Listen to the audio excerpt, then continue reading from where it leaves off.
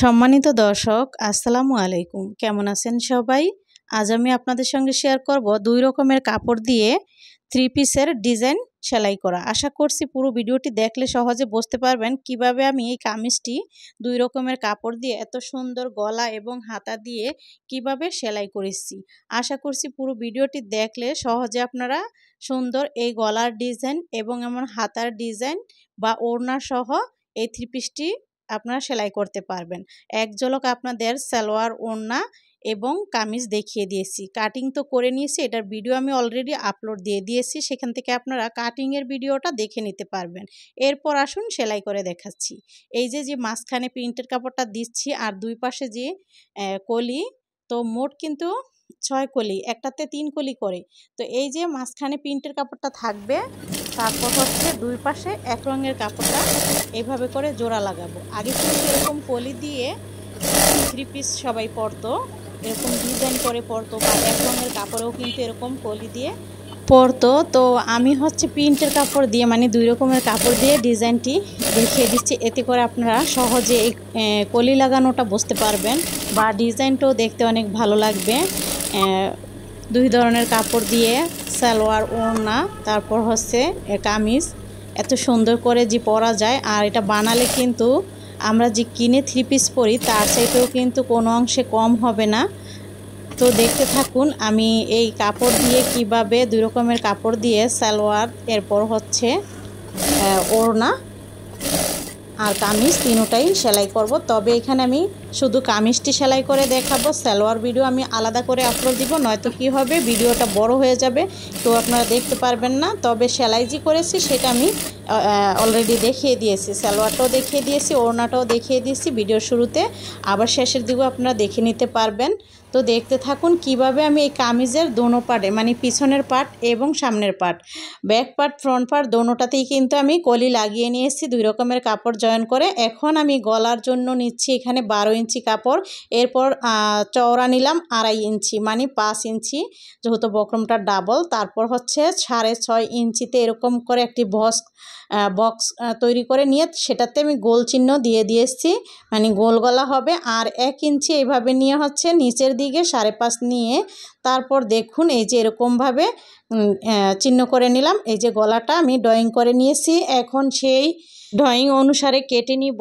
আমি এই গলার ভিডিওটি প্রয়োজনে আলাদা করে দিয়ে দিব, আবার এরকম গলার ভিডিও আমার চ্যানেলে আপলোড দেওয়া আছে, সেখান থেকেও আপনারা দেখে নিতে পারবেন, বা আপনারা চাইলে যে কোনো গলার ডিজাইন দিতে পারেন। আমি এখানে এই গলার ডিজাইনটি দিয়েছি, যদি এই ডিজাইনটি ভালো লাগে তাহলে আপনারা, আমি এই গলার ডিজাইনটি আলাদা করে দিব, তাহলে সহজে আপনারা সেখান থেকে বুঝে নিতে পারবেন। কারণ আমি এখানে ভিডিওটা টেনে দিয়েছি বা বড় করিনি বেশি, যাতে ভিডিওটা বড় হয়ে যাবে, এই কারণে আমি এই জন্য ভিডিওটা আলাদা করে দিয়ে দিব। আর এরকম ডিজাইনের গলার ডিজাইন আমার চ্যানেলে অনেকটি আপলোড দেওয়া আছে, সেখান থেকে আপনারা দেখে নিতে পারবেন। অনেক সুন্দর সুন্দর ডিজাইন আমার চ্যানেলে আপলোড দেওয়া আছে, প্লিজ আপনারা আমার চ্যানেলটা ঘুরে আসবেন। যারা দেখতেছেন তাদেরকে অসংখ্য ধন্যবাদ, শেষ পর্যন্ত আপনারা থাকবেন। আপনাদের কাছে অনুরোধ রইল, ভালো লাগলে আপনাদের ফ্যামিলি ফ্রেন্ডসদের সাথে শেয়ার করবেন। তো দেখুন এই যে আমি এখানে যে সেলাই দিয়ে আটকে নিয়েছিলাম কাপড়টা, তো সেই সেলাইটা তুলে ফেলে এরপর হচ্ছে এইভাবে গলার ডিজাইনটি এভাবে, মানে কাপড়টাকে আমি উল্টা করে নিয়েছি, কামিজটা কিন্তু উল্টা রাখছি, আর গলাটা সেলাই করলে এটা ভাঁজ পিঠে চলে যাবে। আশা করছি আপনারা মনোযোগ দিয়ে দেখলে এখান থেকেই গলার ডিজাইনটি শিখে নিতে পারবেন। দেখুন এখন করে কিছুটা কাপড় রেখে গোল করে কেটে দিলাম, আর এই যে ভাঁজ পিঠে নিয়ে আসলাম, আসার পর দেখুন সুন্দর একটি ডিজাইন হয়ে গেল। এখানে আমি লেস দিব, আপনারা চাইলে লেসও দিয়ে তারপর হচ্ছে মাঝখানে সুগুতাম দিতে পারেন। আমি এরকমের ডিজাইনের গলা আমার চ্যানেলে আপলোড দিয়েছি, সেখানে আবার সুগুতাম দিয়েছি, দেখতে অনেক ভালো হয়েছে, এটার চাইতেও বেশি সুন্দর হয়েছে। আশা করি আপনারা সেখান থেকে দেখলে বুঝতে পারবেন। তো দেখুন আমি এখানে এই লেসটি দিচ্ছি, লেসটি হচ্ছে এখানে আমি যেরকমভাবে রাউন্ড অনুসারে, মানে গলার যেভাবে ডিজাইনটি আছে সেমভাবে এই লেসটি এরকমভাবে ঘুরিয়ে ঘুরিয়ে লাগিয়ে দিব। তো আশা করছি লেস লাগানোটা কিন্তু একদমই সহজ, আপনারা বুঝতে পারবেন। এই যে আবার এখানে একটু ভাঁজ দিতে হবে, ভাঁজ দিয়ে আমি আবারও ঘুরিয়ে এই লেসটি লাগিয়ে নিব। যদি কোথাও আপনারা বুঝতে না পারেন রিপিট করে দেখবেন, ইনশাল্লাহ বুঝে যাবেন।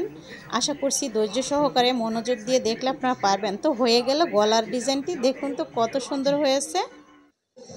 এরপর হচ্ছে আমি পেছনের যে গলা সেটা আমি গোল গলা কেটে নিয়েছি ছোট করে। তো এই যে এটা 2.5 ইঞ্চি চওড়া নিয়ে নামতি এটা আপনারা কম নেবেন, নামতি 4 ইঞ্চি নিয়েছি, নিয়ে হচ্ছে এখন আমি কেটে দিচ্ছি। এরকমভাবে কেটে নিয়ে এখন উল্টিয়ে নিব। এটা কিন্তু আবার ভাঁজ পিঠে সেলাই করেছি, এখন এটা উল্টা পিঠে চলে যাবে, গলার যে পট্টিটা সেটা উল্টা পিঠে চলে যাবে। দেখুন এখন শোল্ডার জয়েন করে নিচ্ছি, এই যে কাদের এখানে এভাবে করে জয়েন করে নিচ্ছি। যেহেতু আমার প্রথম যে সামনের গলাটা আমি সেলাই করে নিয়ে এসেছি, সেটার আর কাঁচাটা নাই, কিন্তু পেছনেরটা কাঁচা আছে, এই জন্য আমি ভাঁজ করে সেলাই করার পর দেখুন এইভাবে টান দিয়ে মিলিয়ে দিলাম। এতে করে বক্রমটা আর দেখা যাবে না, সুন্দর ফিনিশিংটি হয়ে গেল।